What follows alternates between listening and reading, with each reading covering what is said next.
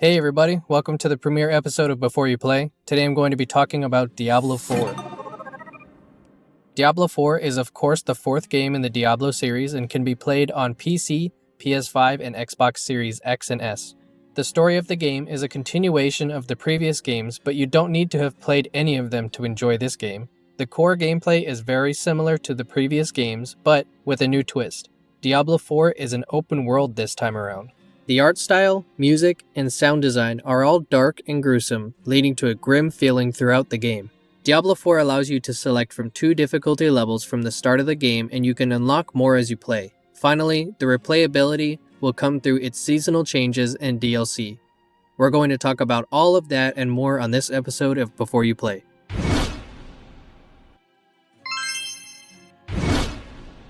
Diablo IV is an action RPG dungeon crawler with a fully open world, which consists of 5 distinct regions containing several smaller towns, and each town can be traveled to using fast travel after you've discovered them. Throughout the game, you will complete both story and side quests, which reward the player with experience, loot, and reputation within the region of the map, unlocking rewards as you gain reputation. The game launches with 5 distinct character classes. Those would be Barbarian, Druid, Necromancer, Rogue, and Sorcerer. Each class has its unique skills and combat strategies, which evolve as you level up.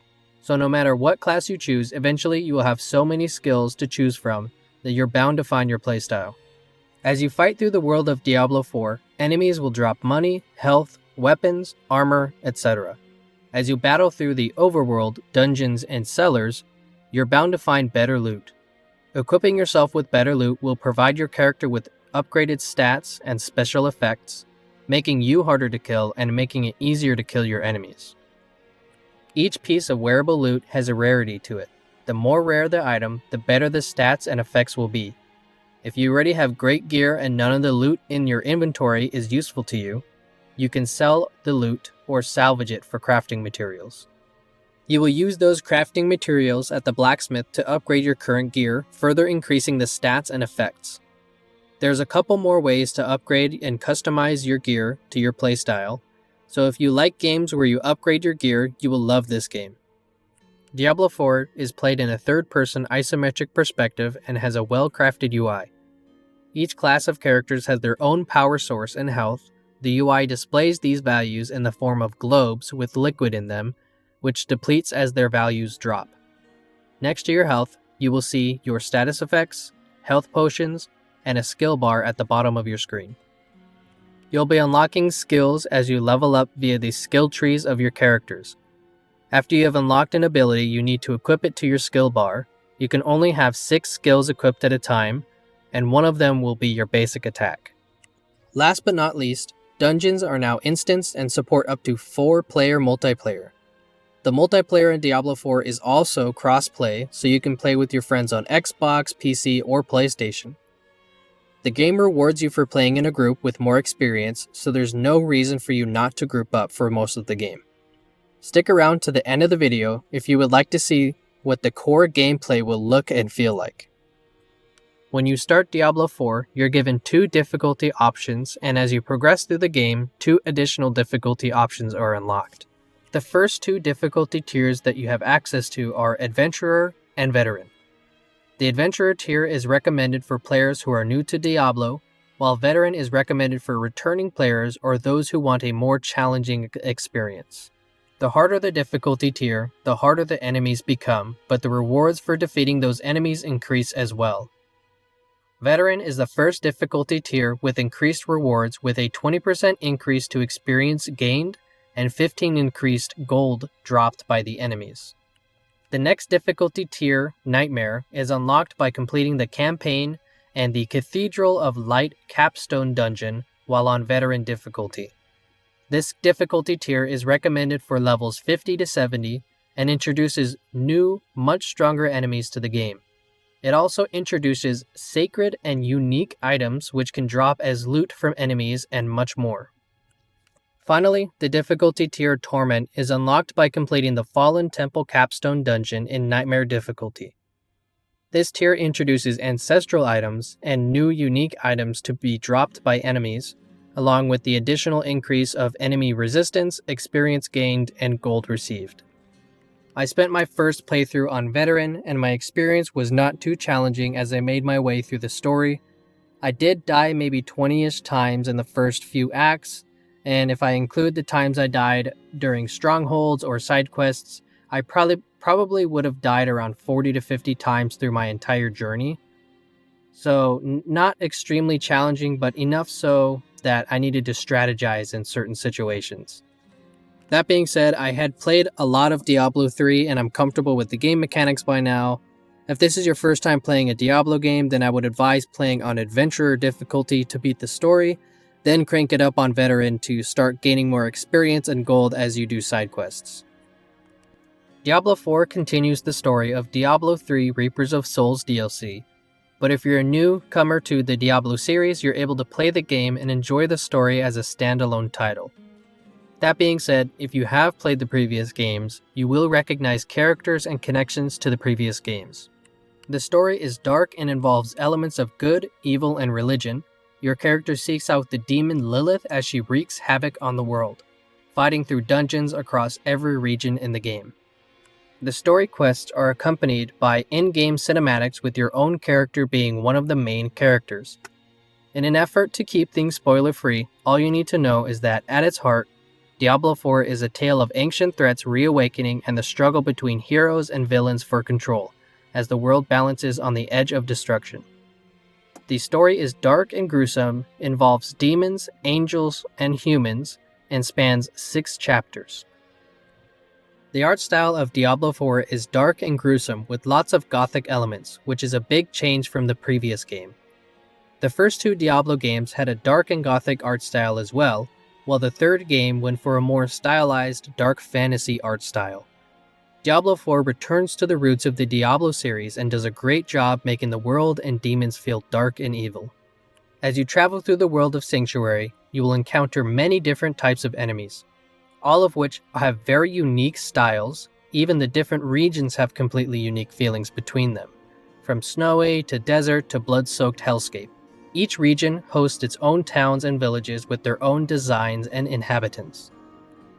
The sound design for Diablo 4 is very detailed and is an important feature which ties the whole game together.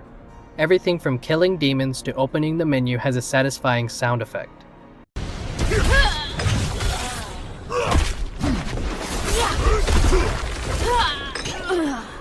The soundtrack for the game is excellent as well. It has 47 tracks and in my opinion is the cherry on top of an already immersive game. The way the team integrated the music into different situations is highly commendable. I rarely feel like I'm noticing the music more than any other element, which in this case is a positive to me. The music is excellent but also hits the right mood for the environment that you're fighting in. The intense music when you're fighting or in a cinematic to elevate the intensity of the moment to the nostalgic guitar strumming of being in a town really makes the game come to life. Along with the great visuals and gameplay, the music of Diablo 4 ties everything together.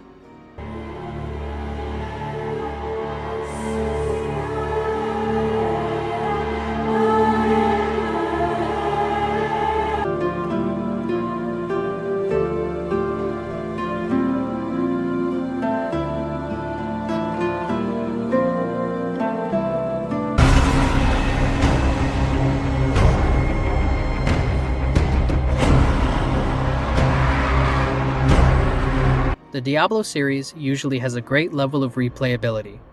Diablo 4 fits in well with that legacy and perhaps even extends the replayability with the new live service model.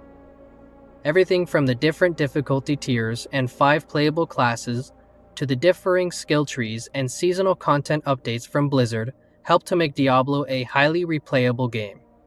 Post-launch expansions will advance the core narrative, while seasons present self-contained storylines separate from the main plot.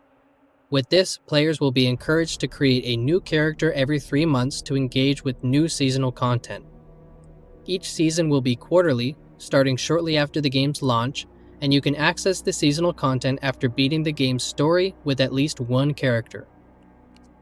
If you like games with dark themes such as Dark Souls and Devil May Cry, you should enjoy the game's story and sound design. If you enjoy games like StarCraft and World of Warcraft, you will enjoy the gameplay mechanics and art style of Diablo IV. If you don't like games where you feel like you're being overwhelmed with enemies, you might not like this game's playstyle. You also might not like the art style and perspective if you don't play anything other than first-person games.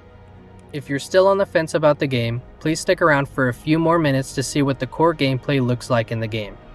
Of course, games feel different to play, so also feel free to look in the description for more resources to learn about Diablo IV and the rest of the series. Before that though, I would like to thank you for watching this video. Check back in a couple of weeks for the next episode on Street Fighter 6. Like and subscribe to help the algorithm, and I hope that this video helped you make a decision on whether or not to play Diablo 4. You there? I need to talk to you. Our mutual friend needs your help, but we must be cautious. Here, she wanted me to give you this letter. Dear friend, I do not know how much longer my shaking hand will hold a quill, so I shall be brief. I believe... You can take what's left.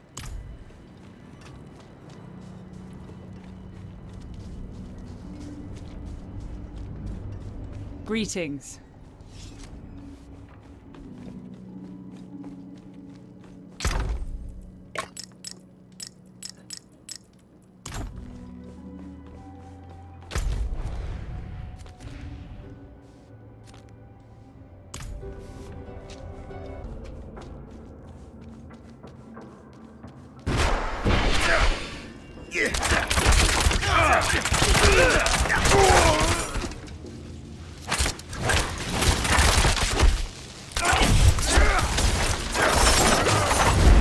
I'm not ready yet.